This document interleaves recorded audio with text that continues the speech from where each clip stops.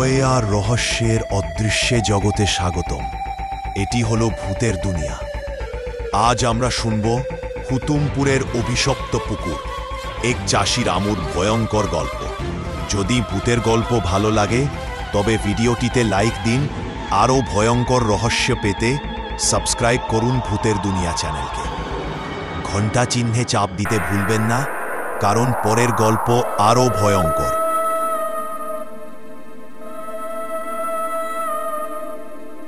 অনেক দূরে জঙ্গলের পাশে একটা গ্রাম ছিল হুতুমপুর। সেখানে বাস করত এক চাষি রামু ও তার স্ত্রী সরলা। রামু সকালবেলা মাঠে বেরিয়েছে। সূর্য উঠে ধানক্ষেতে সোনালি আলো পড়ছে। হুতুমপুর গ্রাম শান্ত, পাখির ডাক এবং দূরে পুকুরের জল হালকা শব্দ করছে। আজকের ফসল ভালো হবে আশা করি। সন্ধ্যা হলে রামু মাঠ থেকে ফিরছিল। হঠাৎ গ্রামের পুরনো কুঁড়ে ঘরের দিকে অদ্ভুত হাওয়া বয়ে গেল। আজ আমি যখন বাড়ি ফিরছিলাম, নদীর পাড়ে কুড়ে ঘরটা থেকে কিছু অদ্ভুত আওয়াজ হচ্ছিল, আর দূরে পুকুর পাড়ে হঠাৎ একটা ছায়া ভেসে উঠল। তুমি নিশ্চয়ই কিছু দেখেছ। হ্যাঁ, তবে এটি হয়তো শুধু বাতাসের খেলা। রাতের অন্ধকার নেমে এসেছে। হুতুমপুর গ্রামে চারপাশ নীরব। রামু ঘরের বারান্দায় বসে ধ্যান করছিল। হঠাৎ ফিসফিস আওয়াজ শোনা গেল। রামু, তুমি একা? রামু সাহস জোগাল। কে আছে এখানে? কোনো উত্তর এল না, শুধু হাওয়ার শীতলতা। পরের দিন রামু বন্ধু গোপালের সঙ্গে পুকুর পাড়ে গেল। শুনেছ, রাতে ভূতেরা পুকুর পাড়ে ঘুরে বেড়ায়। ভয় নেই, আমরা শুধু কিছু পরীক্ষা করব। তারা পুকুরের ধারে পৌঁছালে দেখা গেল হালকা ছায়া ভেসে যাচ্ছে।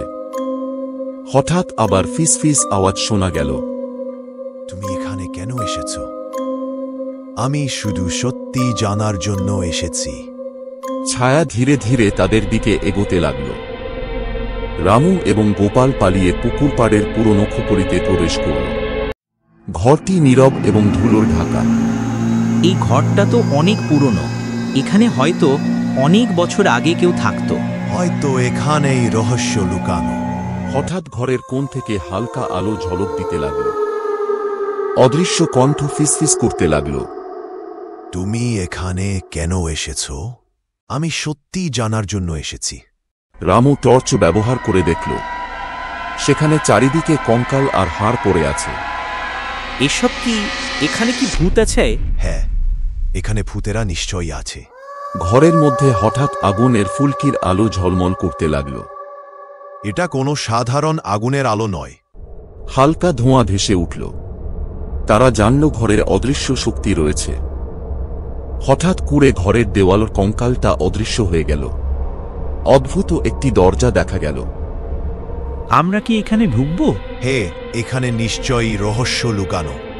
ভিতরে প্রবেশের সঙ্গে সঙ্গে ঘরে ঠান্ডা বাতাস প্রবাহিত হল। ঘরের ভিতরে অদৃশ্য ছায়া ধীরে ধীরে মানুষের আকৃতি নিল। রামু, এটি কি? ভয় পেলে কিছু হবে না, আমাদের সামনে আসল রহস্য। ফিসফিস আওয়াজ আবার শুরু হল। তুমি কি সত্যি জানার জন্য প্রস্তুত? হ্যাঁ, আমরা চাই সত্যি দেখব। তারা বাইরে পুকুর পাড়ে এগিয়ে গেল। ছায়া ধীরে ধীরে তাদের অনুসরণ করছে। আমাদের সাহস এখন পরীক্ষা হবে। ফিসফিস কণ্ঠ এবার আরো স্পষ্ট। তুমি জানবে, তবে ভয়কে বুকে রাখবে না। আমরা কি সত্যি এটা সহ্য করতে পারবো? হ্যাঁ, আমাদের সামনে আসল রহস্য। রাত গভীর। হুতুমপুর গ্রামের চারপাশ নীরব। তারা পুকুর পাড়ের দাঁড়িয়ে রহস্য খুঁজতে লাগল। হঠাৎ হালকা ধোঁয়া ঘিরে ধরল। রামু বুঝল ভূতেরা তাদের পরীক্ষা করছে। রামু আর গোপাল পুকুর পাড়ে দাঁড়িয়ে। হঠাৎ তারা দেখল জল নড়ে উঠছে, অথচ বাতাস নেই। রামু, কেউ কি জলের নিচে আছে? না, এটা কোনো মানুষ নয়। কিছু একটা লুকানো আছে এই পুকুরে। রামু জলে হাত দিতেই ঠান্ডা ধাতব কিছু স্পর্শ করল। সে টেনে বের করল একটি মরচেধরা চাবি। এই চাবি তোমাকে নিয়ে যাবে সত্যির দরজায়, কিন্তু সাবধান। রামু, আমরা কি এগোবো? হ্যাঁ, এখন পিছু হাঁটার সময় নয়। হঠাৎ পুকুর পাড়ে চারদিক থেকে আগুনের শিখা জ্বলে উঠল। আমরা কি ফেঁসে দিলাম? না, এটা পরীক্ষা। আমাদের ভয় দেখাতে চাইছে। রামু সাহস করে আগুনের ভেতর দিয়ে এগিয়ে গেল। আগুন তার শরীর ছুঁয়েও পোড়াতে পারল না। আগুনের পর তারা সামনে দেখল এক ধ্বংসপ্রাপ্ত পুরনো মন্দির। এটাই কি তাহলে সত্যির পথ? হ্যাঁ, এই চাবি মন্দিরের রহস্য খুলবে। মন্দিরের ভেতর থেকে ভয়ঙ্কর ঢোলের আওয়াজ শোনা গেল। দরজার সামনে আসতেই অদৃশ্য কণ্ঠ বলে উঠল, ভিতরে ঢুকলে আর ফিরে আসা সহজ হবে না। রামু, আমরা কি সত্যিই ঢুকবো? হ্যাঁ, কারণ এখানেই আসল রহস্য লুকানো। রাম চাবি দিয়ে মন্দিরের দরজা খুলে ভেতরে গেল। তারা ভেতরে ঢুকতেই মন্দির ফাঁকা, অথচ অদৃশ্য ঘণ্টা বেজে উঠল টাং টাং টাং। কে বাজাচ্ছে এগুলো? কেউ নয়, মন্দির নিজেই আমাদের স্বাগত জানাচ্ছে। হঠাৎ অদৃশ্য কণ্ঠ বলে উঠল, যে সাহসী কেবল তারাই সত্যকে জানবে। সামনে এক অদ্ভুত সিঁড়ি যা মাটির নিচে নেমে যাচ্ছে। রামু এগোল, গোপাল তার পিছনে। কত নিচে নামতে হবে? যতক্ষণ না রহস্য ধরা দেয়।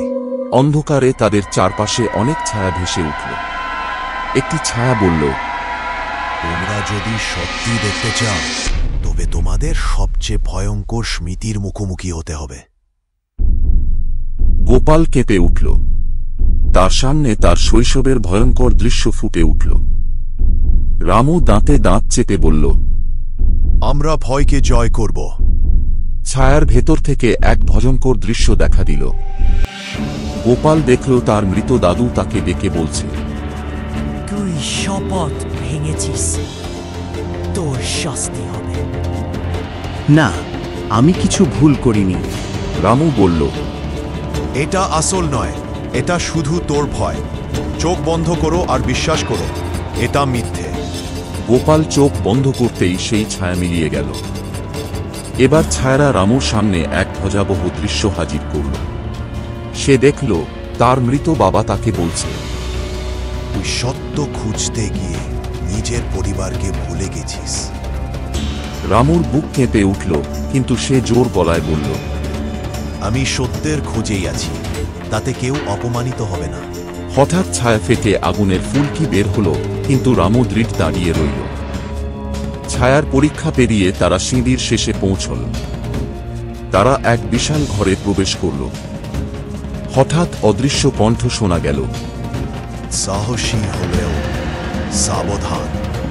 এই রহস্য জানার পর তোমরা আর আগের মতো থাকতে পারবে না। রামু, আমাদের কি ফিরে যাওয়া উচিত? না, এখন আর পিছনে ফেরার পথ নেই। হঠাৎ অদৃশ্য কণ্ঠে মন্ত্রধ্বনি শোনা গেল, ওম ক্ষত্রনাশ, ওম অভিশাপ মুক্ত। এরা চাইছে আমরা দুর্বল হই, আমাদের দৃঢ় থাকতে হবে।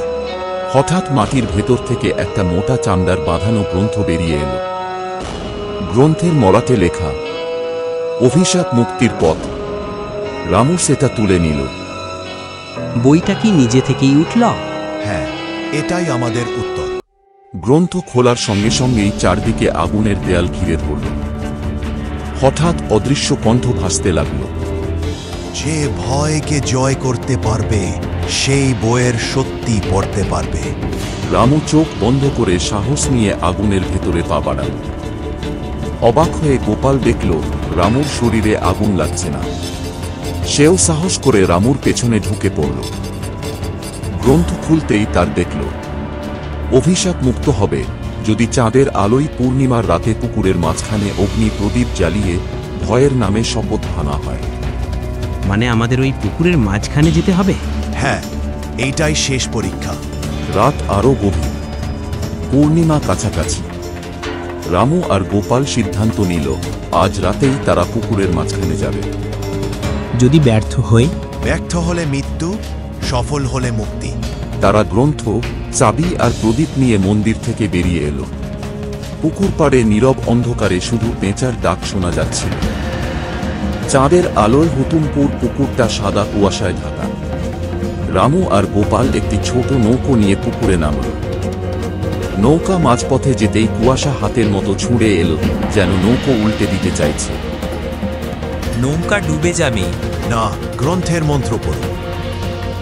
অভিশাপ মুক্তি, আলো আসুক। কুয়াশা ধীরে ধীরে সরে গেল। পুকুরের মাঝখানে পৌঁছে রামু প্রদীপ জ্বালাতে গেল, কিন্তু 3 বার চেষ্টা করেও আগুন জ্বলল না।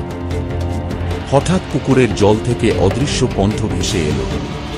ভয় জিততে পারনি, তাই আলো জ্বলবে না। রামু বুক ফুলিয়ে বলল, আমি ভয়কে মানি না। সে চোখ বন্ধ করে আবার প্রদীপ জ্বালাল।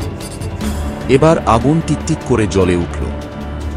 প্রদীপ জ্বলার সঙ্গে সঙ্গে চারপাশে ভূতেদের কান্নার শব্দ উঠল।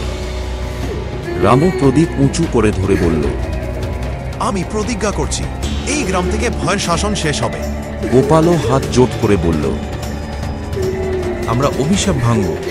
হঠাৎ আকাশে বজ্রপাত হল, পুকুরের মাঝখানে আলো ছড়িয়ে পড়ল। ভূতেদের হাহাকার ধীরে ধীরে মিলিয়ে গেল, আর চারপাশ নিস্তব্ধ হয়ে গেল। এভাবেই শেষ হলো হুতুমপুরের অভিশপ্ত পুকুরের ভয়ঙ্কর কাহিনী। কিন্তু ভূতের দুনিয়ার রহস্য এখানেই শেষ নয়, আরও ভয়ঙ্কর গল্প অপেক্ষা করছে তোমাদের জন্য।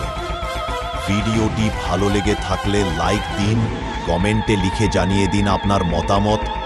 আরও নতুন নতুন ভয়ের গল্প পেতে এখনই সাবস্ক্রাইব করুন ভূতের দুনিয়া।